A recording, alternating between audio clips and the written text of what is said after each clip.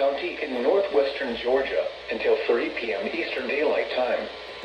At 2:32 p.m. Eastern Daylight Time, a severe thunderstorm capable of producing a tornado was located over Tyus, or 11 miles southwest of Carrollton, moving east at 25 miles per hour. Hazard, tornado. Source, radar indicated rotation. Impact, flying debris will be dangerous to those caught without shelter. Mobile homes will be damaged or destroyed. Damage to roofs, windows, and vehicles will occur. Tree damage is likely. Locations impacted include Rudolph and Lowell. Take cover now.